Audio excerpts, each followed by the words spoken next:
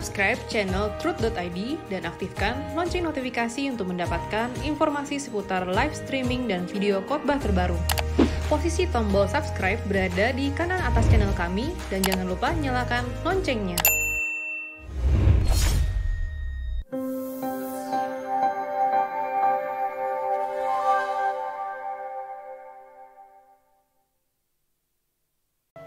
Mari kita tundukkan kepala, kita berdoa. Bapa yang Maha Kudus Allah Israel, kami bersyukur untuk kesempatan hebat ini. Karena Engkau mau menaruh suaramu di mulut anakmu yang akan berbicara kepada kami kaum wanita, kaum ibu. Yang akan berbicara kepada kaum ibu dan kaum wanita. Dan tentu juga ada bapak-bapak yang ikut mendengarkan dan orang-orang muda dan banyak orang lain. Kami mohon Allah Israel mengurapi anakmu ini. Memberi hikmat surgawi supaya menerima pewahyuan dari Bapa. Perkataan luar biasa dari surga. Terima kasih Bapa dalam nama Tuhan Yesus Kristus. Amin.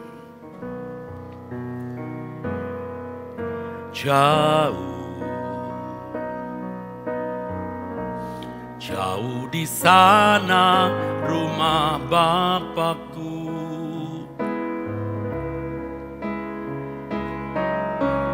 indah di belakang langit biru.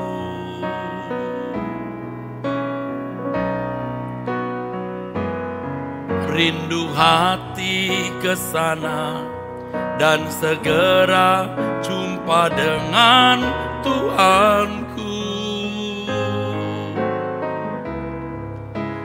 Negeri yang permai, semua saleh, menunggu jauh di sana rumah Bapakku. Jauh di sana rumah Bapakku, indah di belakang langit biru. Bapa di surga, amin. Rindu hati ke sana dan segera jumpa dengan Tuhanku. Negeri yang permai, semua saleh menunggu.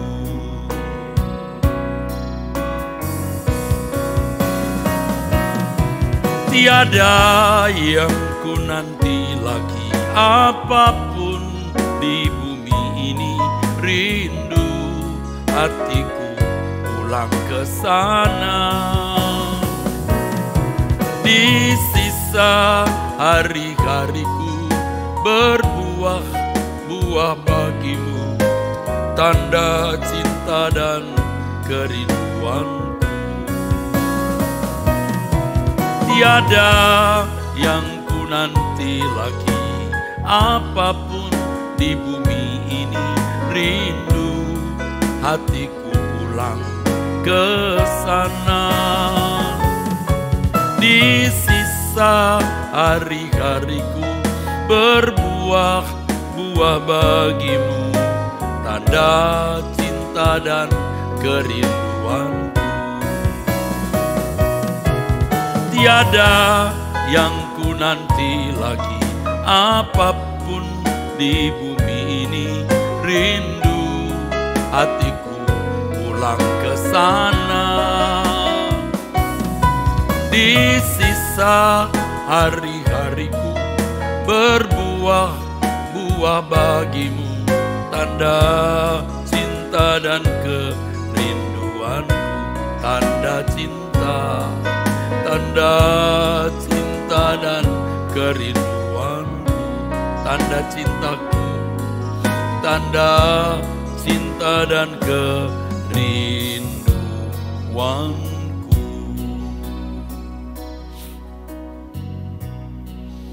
Tema pemberitaan firman Tuhan di acara Wanita Surgawi ini adalah menanggalkan impian atau menghilangkan impian atau menghancurkan impian atau menguburkan impian. Setiap orang pasti atau hampir bisa dipastikan memiliki impian. Bagi kaum ibu, kaum wanita, ini besar potensi untuk membangun impian sejak muda. Sejak kanak-kanak, sejak remaja, memiliki impian-impian. Sebagai wanita pada umumnya memiliki impian, nanti akan bersuami, suami yang baik. Ya, suami yang dicintai dengan segenap hati dan mencintainya dengan segenap hati. Punya anak-anak seperti yang dia pernah lihat pada anak-anak orang lain. Memiliki fasilitas, lalu tentu ingin membuat dirinya menjadi wanita yang menikmati kewanitaannya, membuat berbunga-bunga kewanitaannya, saudaraku. Nah, pada umumnya atau hampir bisa dipastikan semua orang memiliki impian. Wanita-wanita memiliki impian. Tentu juga saya sebagai pria juga memiliki impian, saudaraku. Paling tidak saya ingin hidup wajar seperti manusia lain. Dan karena saya tipe seorang ambisius, saya ingin menjadi mahasiswa yang lebih pintar, lebih berprestasi, lebih tinggi indeks prestasinya dibanding mahasiswa lain. Sebagai pendeta saya juga ingin punya gereja besar, jumlah jemaat banyak, memiliki berbagai aktivitas misi, dan lain sebagainya. Sekolah, panti asuhan, radio Kristen, dan lain-lain. Impian. Karena impian itu kita harapkan dapat membuat kita merasa lebih lengkap, lebih utuh, sempurna, bahagia, sejahtera. Ini bicara soal impian, saudaraku. Kembali kepada kaum ibu, kaum wanita. Apa impianmu? Pasti tidak jauh dari apa yang tadi saya kemukakan. Memiliki pasangan hidup yang dicintai dengan segenap hati dan mencintai dirinya dengan segenap hati. Kalau di dalam lingkungan orang-orang Kristen harus monogami. Hanya memiliki seorang istri, beda dengan agama lain yang membuka peluang adanya poligami. Wanita harus menyediakan ruangan kalau suatu hari suaminya menikah lagi. Tapi kalau Kristen tidak ada ruangan untuk itu. Ya, ibu-ibu, kaum wanita mimpi suatu hari punya anak-anak yang lucu-lucu, yang cerdas, yang sukses, punya rumah, punya berbagai fasilitas. Ya, sebagai wanita ingin berdandan cantik, lalu mengelestarikan kecantikannya, ya. Memakai barang-barang yang baik, bisa menambah prestis dan seterusnya. Tapi coba kita lihat berapa banyak wanita yang benar-benar berhasil mewujudkan impiannya. Coba kalau dibuat sebuah survei atau riset, kira-kira berapa persen sih wanita yang berani berkata, aku telah mewujudkan, aku telah mencapai impianku. Berapa banyak? Yakin ada 70%. Saya tidak yakin. Saya pribadi tidak yakin. Berani mengatakan yang benar-benar telah mencapai, menggenggam impiannya itu 50% dari semua wanita. Ayo, berani enggak? Saya terus terang ragu-ragu, saudaraku. Ada enggak 30%? Nah, udah. Saudara tengoklah orang-orang, khususnya di sini kaum ibu, kaum wanita, orang-orang di sekitar saudara, kira-kira berapa persen wanita yang benar-benar telah mencapai impian tersebut? Lalu kita balik, berapa persen wanita yang gagal mencapai impiannya? Ayo. Bahkan mereka yang secara materi sukses, harta banyak. Oh, punya anak-anak juga. Anak-anaknya cerdas, pintar, ya, cakap. Kuliah di sekolah-sekolah yang favorit. Tapi coba berapa banyak mereka yang berani berkata saya sukses. Aku telah mencapai impianku. Ekonomi baik, anak baik, suami nakal. Berani berkata sukses. Oke, suami baik, anak baik, ekonomi baik, mertua kejam, bengis. Sukses? Oke, mertua baik, suami baik, anak-anak baik, adik ipar merongrong. Dan berbagai masalah lain. Dan harus jujur. Sulit untuk mewujudkan dunia yang ideal, impian hidup yang ideal, sukses. Maka saya, kalau saudara percaya saya sebagai mentor saudara ya, sebagai gembala sidang saudara, saya mengajak baik ibu-ibu, kaum wanita semua menanggalkan, menguburkan mimpi. Karena mimpi-mimpi itu akhirnya akan menjadi berhala. Atau menjadi pemicu sakit jiwamu. Setelah menikah beberapa bulan, beberapa tahun ternyata pria yang kau impikan menjadi seorang pendekar ternyata penjahat. Penjagal. Main pukul, kasar. Ya memang pada waktu pacaran belum kelihatan, saudaraku. Ada miss-nya di situ. Gagal mengenali pria yang saudara harapkan menjadi suami yang baik. Apalagi wanita-wanita yang memang haus punya pacar, haus punya pasangan hidup. Itu matanya lebih buta, pikirannya lebih kurang peka terhadap pria yang diharapkan menjadi suaminya. Apalagi kalau dalam hubungan itu, pacaran itu sudah ada sentuhan-sentuhan fisik. Itu makin membutakan mata ibu-ibu, maksud saya wanita. Ya, untuk menemukan jodoh yang baik. Mesti pengenalannya pengenalan jiwa, kenali dia bukan pengenalan fisik. Begitu menikah ternyata tuh dia pikir pendekar ternyata pencoleng. Itu kan? Wah, itu langit hidup ibu-ibu roboh. Bu, kaum wanita, nih sudah dengar banyak kaum wanita yang mengalami hal itu.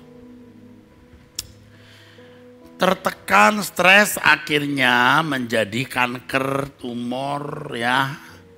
Sakit jantung, enzim-enzim positifnya rusak, lalu cepat mati dalam keadaan merana. Mati dalam kematian yang tidak bermartabat. Ini belum kalau sampai stres, depresi, jadi gila. Ini baru suami, ini belum masalah anak. Sudah punya anak, sayang-sayang, ditimang-timang, besarnya memberontak. tidak menaruh hormat pada hal kecil ya. Aduh, kita disayang-sayang begitu hebat ya, luar biasa ya. Waduh, anak-anak disayang, tapi besarnya kemudian tidak taat kepada orang tua, bahkan melukai orang tua. Kalau dalam perjalanan hidup saya sebagai gembala jemaat sudah bertemu banyak kaum ibu, kaum wanita yang menderita, bahkan tidak sedikit mereka yang mau bunuh diri. Saya sudah lupa karena saya tidak menghitung. Tapi jumlahnya termasuk signifikan. Artinya tidak sedikit ibu-ibu yang putus asa dan lebih memilih mati, saudara. Oh, sudah saya lihat sendiri bagaimana mereka bunuh diri, tapi ada yang terselamatkan, saudara. Nah, bagaimana kita bisa menolong ibu-ibu atau kaum wanita ini? Ya, mendengar firman seperti yang sekarang saya sampaikan. Dan tema ini penting supaya ibu-ibu goreskan di dalam hati ibu-ibu. Apa itu? Kuburkan mimpimu. Tanggalkan mimpimu. Dah ya. Jangan tetap digantung di tembok rumahmu. Tanggalkan saja. Mungkin ibu-ibu akan berkata, kaum wanita akan berkata, Pak Pendeta, kita ini kan manusia. Masa enggak boleh punya keinginan. Masa enggak boleh punya cita-cita. Masa enggak boleh gegayuhan gitu loh. Achievement gitu. Begini Bu. Boleh, bukan nggak boleh. Memang harus punya keinginan, namanya manusia diberi Tuhan pikiran perasaan itu kan untuk menciptakan, untuk memproduksi kehendak. Tetapi kehendak saudara diarahkan kemana? Cita-cita saudara diarahkan kemana? Nih, lagi musim vaksin ya Bu. Ada orang yang ragu-ragu, takut divaksin nanti ada begini begitu. Lalu sampai tidak mau divaksin atau ragu-ragu. Malah ada yang terang-terangan menentang vaksin. Saya sering ditanya juga sebagai pendeta, Pak bagaimana vaksin? Saya katakan saya tidak ahli dalam bidang itu. Tetapi saya percaya pemerintah kita itu pemerintah yang serius mau memakmurkan rakyatnya. Apalagi tidak diragukan jejak rekam Bapak Presiden Jokowi. Udah jelas mencintai negara dan rakyat ini. Ya memang tentu tidak ada manusia sempurna. Tapi kalau Tuhan memberikan kita seorang presiden yang jelas kok jejak rekam dan keputusan-keputusannya itu tidak diragukan, berpihak pada rakyat. Tapi kalau ada kekurangan sana sini loh, kan beliau tidak bisa pegang semua ya, pasti ada orang-orang yang ngurusui atau merepotkan. Belum lagi pihak-pihak tertentu yang tidak suka beliau menjadi pemimpin. Nah ini orang-orang yang memang ya gimana mau ngomong ya. Ya menyulitkan banyak orang saudara. Nah Bapak Presiden kita sudah sungguh-sungguh nih mengusahakan. Beliau juga tentunya tidak ahli di bidang itu vaksin dong. Beliau seorang insinyur. Bukan seorang ahli medis. Tapi beliau dikelilingi orang-orang pinter. Lewat sebuah rapat ya. Eksperimen yang dilakukan juga di berbagai negara. Akhirnya ya diambil keputusan ini terbaik dengan segala resiko yang kita ambil bersama. Nah kalau saya sih bukan Tuhan ya. Kalau saya sejahtera saja kalau mau divaksin ya. Begitu saudaraku, ya tentu saudara-saudara memiliki kebebasan, tetapi kalau pemerintah kita sudah sungguh-sungguh mengusahakan, kita mesti menghargai. Nah, sekarang ibu-ibu nih perlu vaksin ini. Vaksin menghadapi persoalan. Mungkin hari ini kaum wanita ada yang belum ada persoalan, semua baik-baik, jalan running well. Wah, masih berharap impiannya akan terwujud. Tapi belum tentu loh terwujud. Ini belum lagi yang begini saudara, jangan terjadi dalam hidup saudara. Senang-senang ya,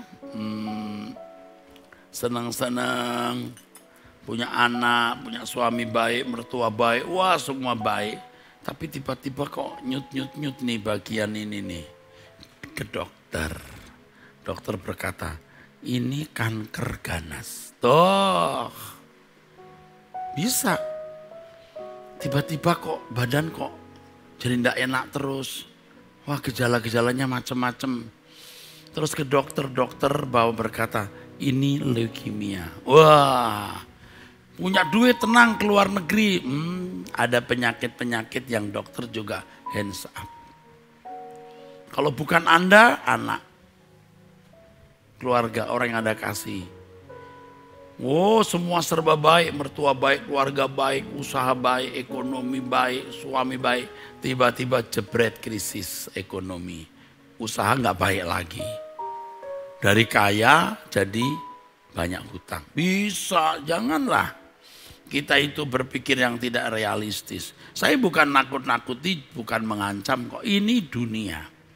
Jadi kalau saudara mendengar orang berkhotbah, lalu seakan-akan Tuhan itu Tuhan yang bisa membuat Anda dijauhkan dari persoalan, lalu bisa melewati hari-hari seperti menjalani lorong-lorong surga. Itu pasti bohong. Itu pasti bohong. Wah, jadi nggak enak ya dengar khotbahnya Pak Eras. Ini ngancam melulu. Oh enggak, realistis saudara. Dengan adanya COVID-19 ini kita lihat bagaimana dunia menjadi berubah total. Hah? Iya, aduh ini kan fakta. Belum lagi sekeluarga kita yang sakit dibawa ke rumah sakit. Ternyata COVID gak lama meninggal. Gak sempet ngeliat. Bahkan pemakaman pun dari jauh. Nah itu kan juga saya alami dengan keluarga yang sakit sampai meninggal gak sempat lihat lagi. Yo, ini hidup saudara. Oke Pak Pendeta, sekarang Pak Pendeta mau ngomong apa ini? Nah ini saya sedang ngomong, ikuti. Ya, maksud saya adalah jangan punya impian di bumi. Yang penting kita menjalani hidup ini, saudaraku, dari waktu ke waktu, dari hari ke hari, saudara. Karena, saudara, mengapa? Dunia ini memang bukan rumah kita. Kalau sampai Tuhan membuat dunia ini menjadi Firdaus, itu pasti bukan Tuhan yang benar. Karena yang mulia Tuhan kita Yesus Kristus, jelas kok di dalam Injil Yohanes pasal 17 ayat 16 berkata, kita ini bukan dari dunia, sama seperti Tuhan Yesus bukan dari dunia. Loh, kalau Tuhan bukan dari dunia ini, maka Tuhan pasti tidak akan menjadikan dunia ini Firdaus. Dan mestinya tidak boleh punya impian. Pak, kalau kita nggak boleh punya impian gimana ya hidup ini rasa sepi? Oh salah. Salah. Impian kita itu sebenarnya hanya satu. Langit baru, bumi baru bertemu dengan Tuhan. Itu impian kita. Pokoknya nggak ada lagi. Tetapi untuk mencapai itu Anda kan tidak gratis. Harus hidup suci. Harus melayani Dia. Sebab yang menderita yang dimuliakan bersama Yesus. Ya kan? Lalu bagaimana kita bisa hidup suci lalu menderita bagi pekerjaannya? Ya kita harus memaksimalkan potensi loh. Kalau Tuhan berkenan dan memang mengendaki kita menikah, harus menikah. Jangan Tuhan mengendaki engkau menikah, mau sok lebih rohani Anda tidak menikah. Itu kan namanya lebay. Tapi kalau Tuhan mengendaki tidak menikah, Anda menikah, runyam. Jadi ikuti apa kehendak Tuhan, apa rencananya. Lalu bakat-bakat kita apa? Di bidang di mana kita geluti, kita harus ahli di situ. Mengembangkan diri, menjadi expert, ya, menjadi ahli. Tetapi bukan hanya menjadi ahli, saudaraku. Tetapi juga, saudara, kita mempersembahkan semua itu untuk pekerjaan Tuhan. Jadi kita hidup hanya untuk pengabdian kita kepada Tuhan. Jadi kita boleh punya impian, boleh harus punya impian. Impiannya apa tadi? Langit baru, bumi baru bertemu Tuhan. Karena Tuhan berkata dunia ini bukan rumah. Jadi kalau kita di dunia, kita menikah, kita karir, kita kerja, kita punya uang. Lakukan semua itu untuk kemuliaan Allah. 1 Korintus 10 ayat 31. Ya, Filipi 1 ayat 21. Hidup bagi kita itu Kristus untuk dia. Dan mati adalah keuntungan. Hidup kita menjadi bermakna kalau di dalam dan melalui segala hal kita mewujudkan rencana Allah. Kita menggenapi rencana Allah. Jangan sampai ya kaum wanita dapat suami baik, anak-anak baik, ekonomi baik, keluarga baik. Baik terus. Sampai mati baik terus. Begitu mati, Tuhan tanya, kamu buat apa untuk aku? Wah, saya nggak tahu Tuhan, memang bodoh kamu. Kamu tuh kuciptakan untuk diriku. Kalau kamu tahu diciptakan untuk diriku, kamu nanti baru memiliki hidup yang indah di kerajaan surga. Jadi, selama kita di dunia memang kita hidup hanya untuk Tuhan. Ya, nah yang begini ini tidak enak didengar. Kenapa? Karena orang itu mau memiliki diri sendiri. Dan saya beritahu ya, jujur ya, jangan sakit hati. Banyak kaum ibu, kaum wanita itu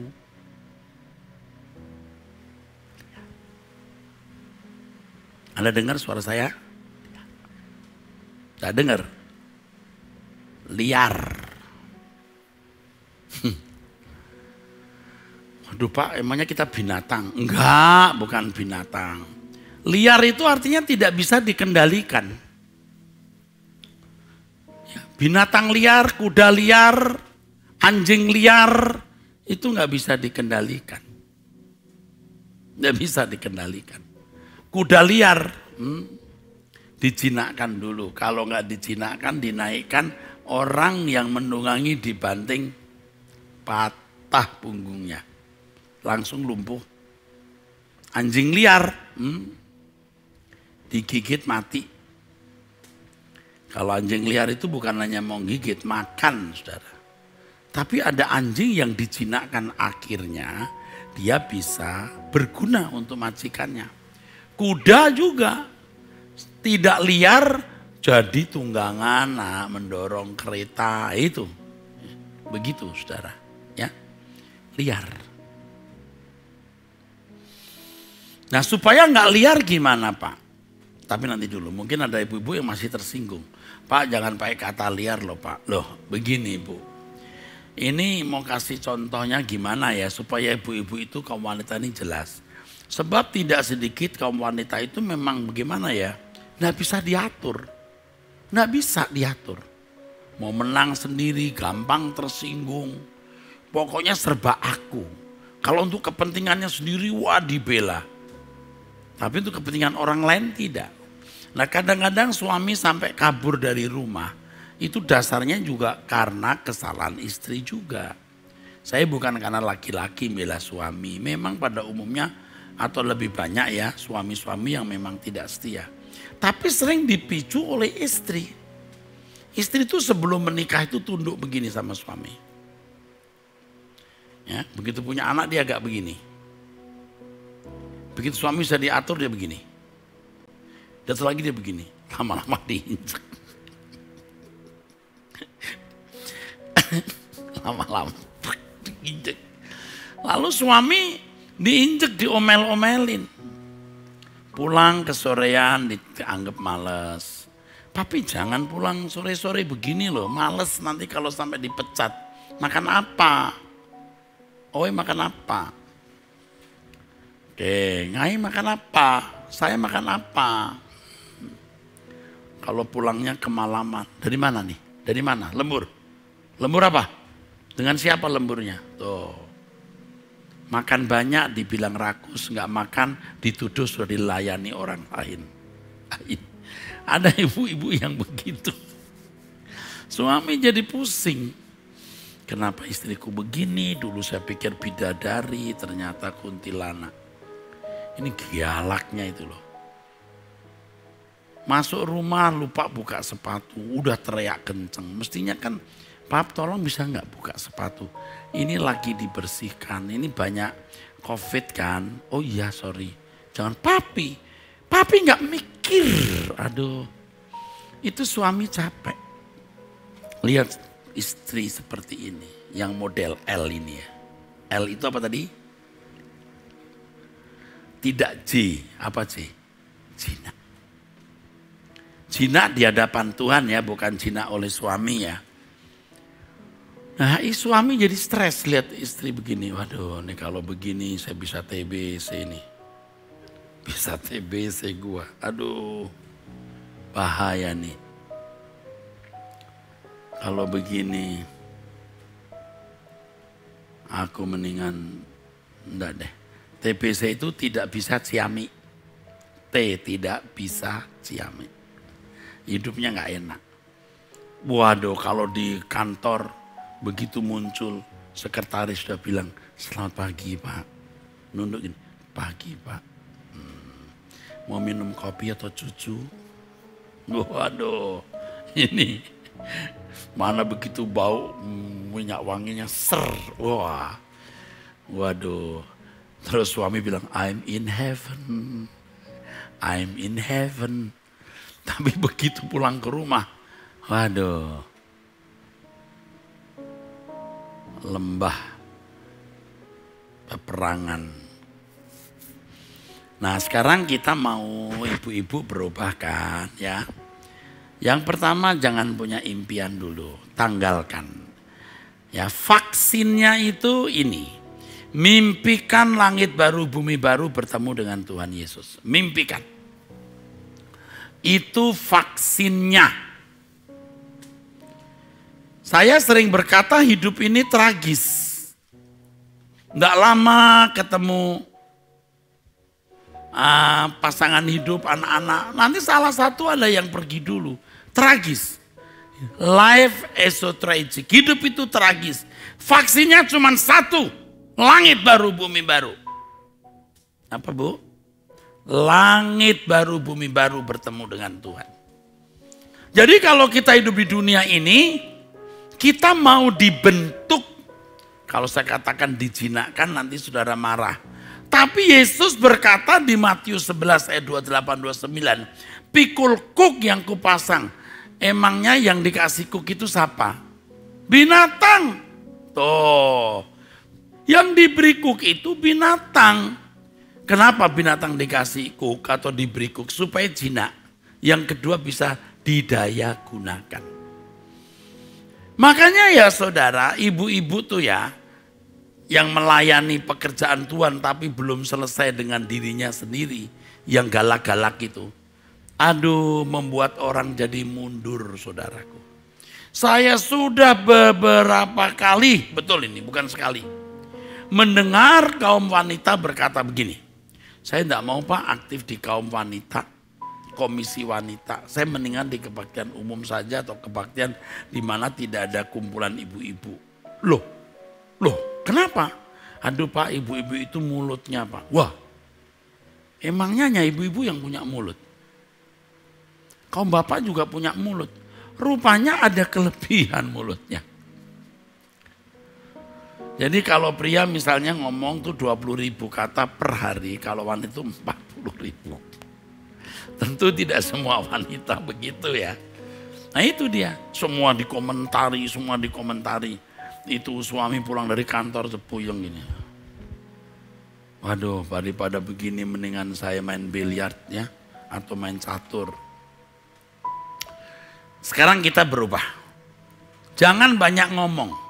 Alkitab berkata yang bisa menguasai lidah itu sempurna. Jadi puasa bicara. Dijinakkan tuh mulutnya. Dijinakkan pikirannya. Dijinakkan emosinya. Tuhan berkata, pikulku yang kupasang belajar padaku. Maka kamu akan memperoleh kelegaan itu. Anda tahu kelegaan itu artinya apa? Perhentian. Anapauso. Kalau dikatakan kelegaan itu bukan berarti jalan keluar dari masalah-masalah hidup. Oh, mencapai cita-cita, lega. Nah, justru kelegaan itu, perhentian itu ketika kita berhenti dari segala keinginan. Justru ketika kita berhenti dari segala keinginan. Anapauso. Tapi bagaimana bisa berhenti dari segala keinginan? Belajar dari Tuhan Yesus. Yang meninggalkan kemuliaan yang dalam segala hal disamakan dengan manusia. Makanya ketika ada orang berkata, Tuhan aku akan ikut engkau kemana saja engkau pergi. Kenapa dia mau ikut Tuhan kemana saja Tuhan pergi? Ya iyalah anggur bisa diciptakan dari air tawar. Orang buta bisa melihat, orang lumpuh bisa jalan. Wah, dia bisa membuat 5 roti 2 ekor ikan cukup untuk banyak orang. Wow, ini menjanjikan. Tapi apa kata Tuhan Yesus? Serigala mempunyai liang, burung mempunyai sarang. Anak manusia tidak memiliki tempat untuk meletakkan kepalanya. Jangan ikut aku karena kau punya impian. Kalau kamu ikut aku, impianku yang harus jadi impianmu.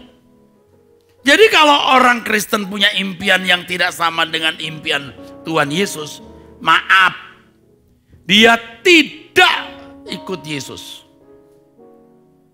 Ingat perkataan Tuhan, aku datang bukan membawa damai tapi pedang, makairan. Aku datang untuk melemparkan api. Betapa senangnya kalau api itu menyala. Artinya apa itu? Tuhan itu membuat pemisahan antara orang percaya dan tidak percaya. Api di situ itu api pergumulan, api penderitaan. Kedatangan Tuhan Yesus membuat bumi menjadi tidak nyaman. Seperti yang dikisahkan di dalam kitab Wahyu, di mana ketika meterai dibuka, setiap kuda keluar itu membawa perubahan. Dan perubahan-perubahan yang terjadi memang yang pertama Eropa yang dikristenkan. Tapi yang berikut perang, krisis ekonomi, bencana. Karena semua hal itu harus terjadi sebelum zaman baru. Itu dia. Matius 24 ayat 8 sampai 12. Harus terjadi pergolakan-pergolakan baru Tuhan datang kembali. Jadi dunia tidak bisa menjadi Firdaus. Ketika murid-muridnya berebut berkelahi, lalu berebut siapa yang akan memiliki kedudukan paling tinggi, Yesus berkata, kamu tidak tahu apa yang kau minta? Apakah kamu mau minum cawan yang kuminum dan dibaptis dengan baptisan yang sama seperti yang aku alami? Tuhan merindukan baptisan itu. Kenapa? Itu penderitaan, itu kematian. Tapi dengan kematian itulah dia dibangkitkan. Dia menjadi juru selamat. Lalu segala kuasa diberikan kepada yang mulia Tuhan kita Yesus Kristus. Ia menjadi pokok keselamatan, saudaraku. Semua lutut bertelut, lidah mengaku bahwa Yesus adalah Tuhan bagi kemuliaan Allah. Impian Tuhan Yesus adalah kemuliaan yang dia peroleh dari Bapa, di mana dunia akan dihancurkan. Sebelum dunia dihancurkan akan ada pergolakan-pergolakan. Maka sebelum dunia ini berakhir ada perang. bencana kelaparan dan berbagai bencana-bencana seperti gempa bumi, ya erupsi gunung meletus. Kalau di dalam 2 Timotius pasal 3 ayat 1 sampai 5, dunia menjadi sukar. Jadi grafik dunia ini akan makin menurun kemakmurannya. Akan makin menurun. Jadi kalau saudara mendengar orang khotbah lalu menjanjikan seakan-akan akan ada kemakmuran, ada transformasi, kejahatan berkurang, kekayaan bangsa-bangsa diberikan kepada orang miskin, orang Kristen. Jadi orang Kristen miskin jadi kaya. Itu tidak benar, itu tidak tepat saudaraku. Yang ada dunia ini akan makin memburuk. Ya, jangan seperti nabi-nabi palsu pada zaman Yeremia yang menubuatkan hal-hal yang baik. Padahal Yehuda pasti runtuh. Kalau Yeremia jelas bicara, kamu mesti bertobat. Ya, karena Yerusalem akan runtuh. Saya harus memberitahu dunia ini akan makin sulit. Ini COVID-19. Nanti mungkin ada COVID-19 lagi lebih berat. 19 ini belum 90 ini. Belum mutan lagi. Jadi virus yang tidak mudah ditanggulangi. Wah, mungkin sekali saudara. Bisa saja. Nah di sini kita jangan punya impian lagi di bumi. Nah sekarang bagi kaum ibu, kaum wanita yang hidupnya sedang berantakan. Udah gak usah jadi sakit hati, kecewa, lalu merasa malang. Oh gak perlu. Impianmu kau pindahkan di langit baru, bumi baru. Hadapi kesulitan ini untuk mendewasakan saudara. Kalau ada kaum wanita, kaum ibu yang tidak punya masalah, hidupnya nyaman, cari masalah. Maksudnya apa Pak cari masalah? Tolong ibu-ibu lain, bantu wanita-wanita lain yang sedang mengalami banyak penderitaan yang digiring setan menuju api kekal. Kita yang tidak bermasalah secara ekonomi, rumah tangga, hidup kita running well, baik-baik. Kita mengambil bagian dalam penderitaan orang. Jadi saudara sekarang tidak perlu kecewa kalau Anda masih punya mimpi. Lalu Anda menoleh ke belakang. Anda merasa gagal untuk mewujudkan mimpi itu, kaum wanita. Engkau kecewa. Engkau bisa marah terhadap keadaan. Bahkan bukan tidak mungkin engkau marah juga kepada Tuhan. Kenapa ini harus terjadi Tuhan? Kenapa suami orang baik, suami saya tidak baik? Kenapa anak orang baik, anak-anak saya tidak? Kita akan penuh dengan persungutan. Kenapa orang bisa begitu limpah materi, saya begitu miskin? Ya sudah jalani saja, pencobaan tidak melampaui kekuatan kita. Ikuti Truth ID, ikuti nasihat Pak Eras, ayo kita pulang berkemas-kemas. Saya mengkonseling ibu-ibu ya, yang sudah terus bicara. Ini mungkin juga dengar, pasti dengar kok dia. Saya sudah nasihatin sekali, 2 kali tentang suaminya yang tidak setia. Dia terus membayangkan, aduh dia kok akrab dengan wanita itu. Terus dengan wajah tanpa dosa, saya nasihati diam. Udah diam, tunggu tindakan Tuhan. Terus besok lagi begitu. Saya lama-lama berkata begini kepada orang itu. Kamu itu membunuh dirimu sendiri loh begini. Sekarang kamu kalau nurut saya. Ya, kamu gak nurut sih. Saya berkata kamu gak nurut. Benar saya ngomong begitu. Ini yang saya konseling pasti dengar. Kamu gak nurut. Saya sempat ngomong kamu keras kepala atau apa gitu. Kamu nurut apa yang saya kasih tahu. Ikut saya. Berkemas-kemas. Udah. Satu aja langkahnya, berkemas-kemas. Tapi Pak masalah ini, saya kasih tahu, jangankan kamu, Tuhan pun tidak bisa merubah dia kalau dia tidak berubah. Sekarang kamu berkemas-kemas, melekatlah dengan Tuhan. Tuhan akan bertindak. Wah kelihatannya dia gak punya masalah, kelihatannya semua lancar, baik-baik. sekali ditapuk Tuhan, habis.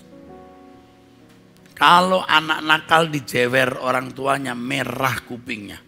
Tapi kalau Tuhan yang jewer, putus telingamu. Hah? Kalau anak nakal digampar bapaknya, itu kepala bisa miring. Tapi kalau Tuhan yang gampar, putus lehernya. Nah, istilahnya begini loh. Jangan main-main dengan Tuhan, ya. Kembalikan saja ke Tuhan. Lalu saya sempat katakan, aku serahkan semua dalam tangan-Mu Tuhan. Kalaupun aku mau hancur, kalaupun aku harus hancur, aku hancur di tangan-Mu Tuhan. Ayo kita berkemas-kemas. Nih ya, banyak kaum wanita itu masih duniawi. Mimpinya itu hidup tanpa masalah, ekonomi baik, bisa jalan-jalan ke sana kemari, barang-barangnya branded. Ya kalau masih begitu, saya minta tolong ya, enggak usah dengar khotbah saya lagi deh, capek. Kamu capek mendengarkan saya juga capek ngelihat muka kamu. Karena kamu nggak mau diajak pulang bagaimana? Ya, coba Eminir. Aku harus sudah mengakhiri. Eminir itu ya. Aku harus sudah mengakhiri jalan hidup kewajaran dunia. Sebelum roda waktu berhenti, ku berbalik dengan sepenuh hati dalam genggam kasih anugerah, hidup dalam jalan anak Allah yang mimpinya hanya langit baru, seperti hidup Yesus jalani dengan rela hati. Aku jalani. Nih, kalau saudara masih matre, masih mengharapkan dunia jadi Firdaus, Anda gak ketemu Tuhan. Orang-orang begitu gak layak masuk surga. Saya melihat acara-acara di TV ya, orang-orang yang menunjukkan rumahnya yang bagus.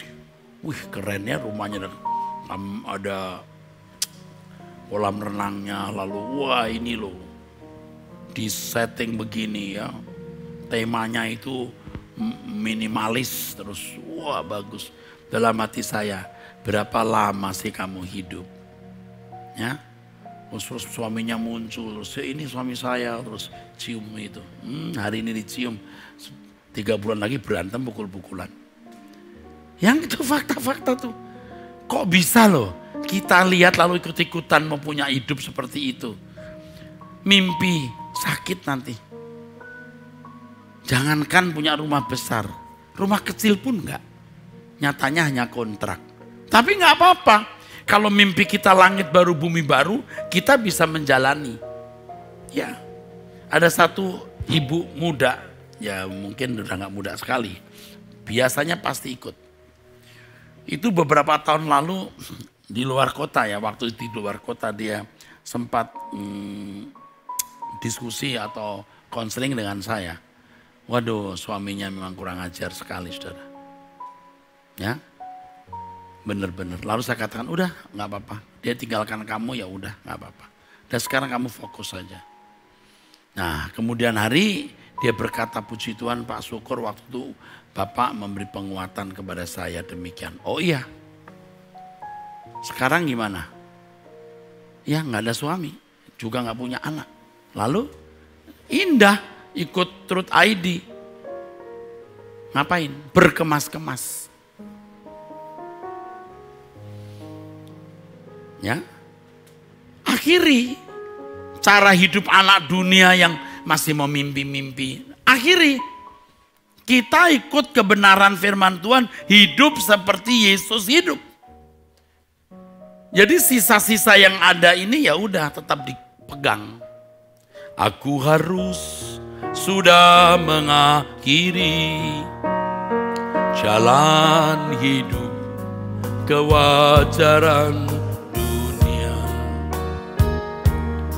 Sebelum roda waktu berhenti, ku berbalik dengan sepenuh hati dalam genggam kasih anugerah, hidup dalam jalan anak Allah. Seperti hidup Yesus jalani, dengan rela hati aku jalani. Takkan sekalipun menoleh ke belakang, dunia diambang akhir kehancuran. Tiada lagi yang diharapkan di bumi ini, aku hanya menumpang. Aku sungguh-sungguh harus berkemas-kemas dari percintaan dunia terlepas. Tiada lagi yang ku ingini selain jumpa Yesus kekasih hati. Jadi saudara, kalau saya ceritakan beberapa contoh kaum ibu itu, saya bukan mau membongkar rahasia orang. Yang pertama, tidak ada orang tahu. Istri saya pun, siapapun orang dekat tidak akan saya beritahu. Kasus-kasus khusus begini. Lagi pula kasus ini terjadi di mana-mana, the same case. Kasusnya sama. Nah tadi yang saya katakan ibu yang kamu itu keras kepala sehingga nurut saya. Kenapa? Karena dia sering menceritakan dulu suami saya begini, suami saya begini. Tambah sakit ya. Dulu suami saya baik, penuh perhatian, sekarang. Aduh, jangan noleh ke belakang.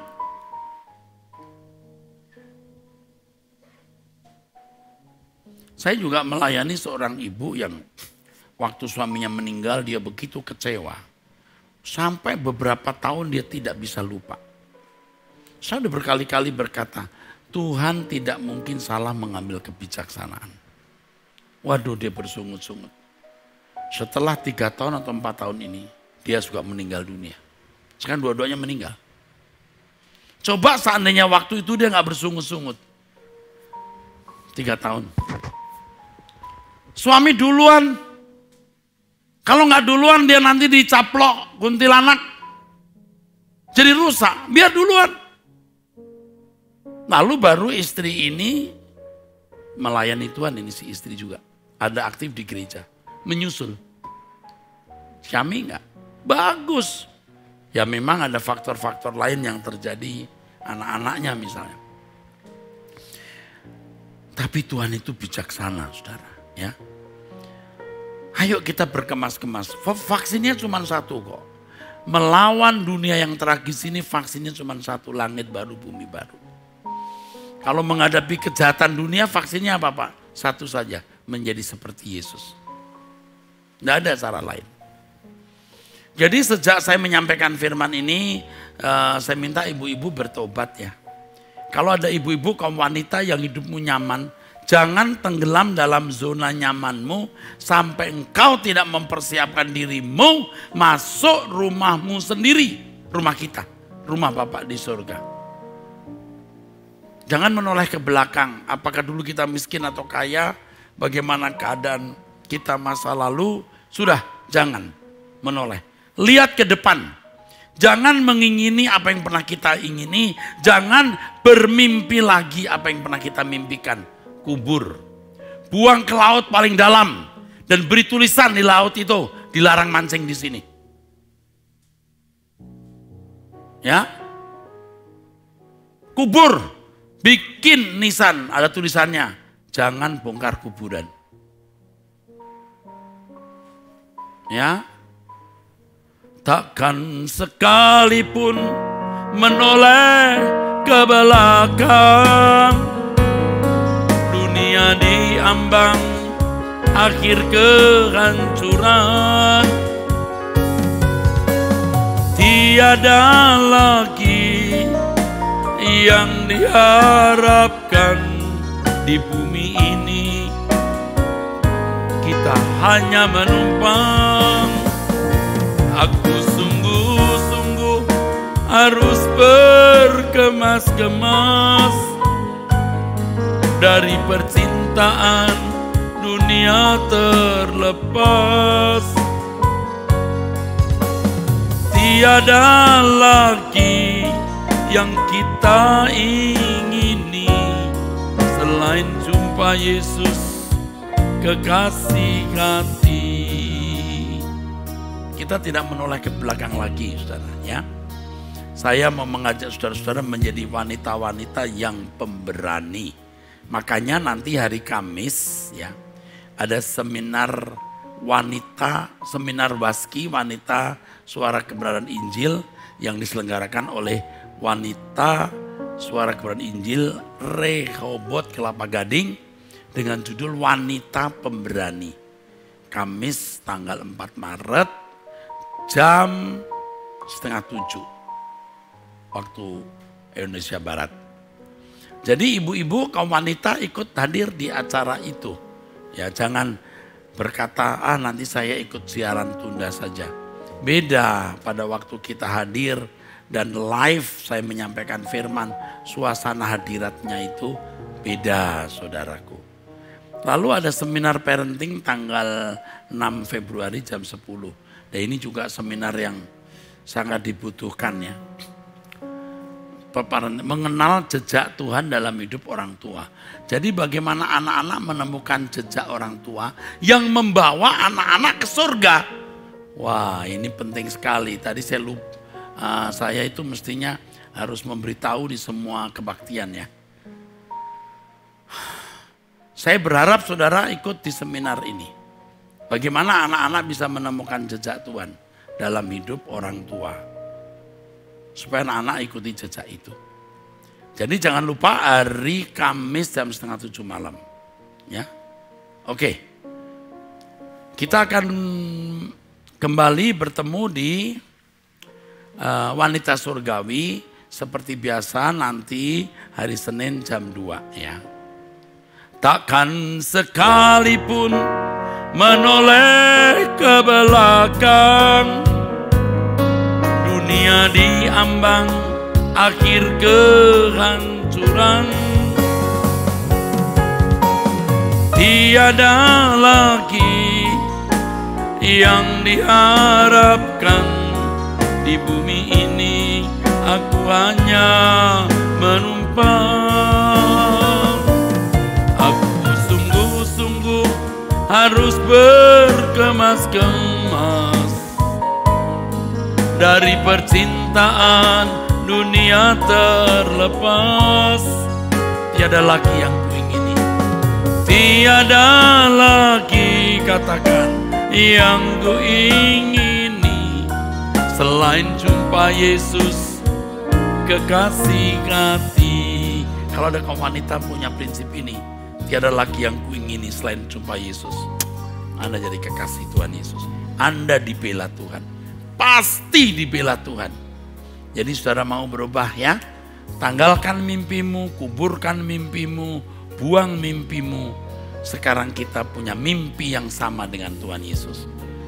Bersama-sama dengan Bapa di surga, dimuliakan dengan Tuhan Yesus bersama-sama. Itu mimpinya. Kita punya mimpi yang sama dengan mimpi Tuhan Yesus. Bertemu dengan Dia. Seperti yang dijanjikan. Aku pergi menyediakan tempat bagimu, dan kalau aku sudah menyediakan tempat bagimu, aku akan datang kembali supaya di mana aku ada, kamu ada. Tuhan mau. Demikian, itu mimpinya. Sekarang sama mimpi kita dengan Tuhan. Baik, mari kita angkat tangan. Ini tanganku kuangkat sebagai tanda aku mau punya mimpi seperti mimpimu, Tuhan Yesus. Aku merasa kadang-kadang seperti orang yang tidak waras jika dibanding dengan manusia di sekitarku. Tapi aku tahu aku memilih pilihan yang tepat. Dan kaum wanita, kaum ibu yang mau sungguh-sungguh mengangkat tangan. Engkau berkati, engkau jadikan mereka orang-orang yang engkau kasih, kekasih-kekasih-Mu Bapa. Dan engkau mampukan kami untuk memiliki mimpi seperti mimpi-Mu. Terima kasih untuk acara wanita surgawi yang memberkati ini. Yang mulia Elohim Yahweh. Dalam nama Yesus Kristus. Amin. Amin. Sampai jumpa, Tuhan memberkati saudara.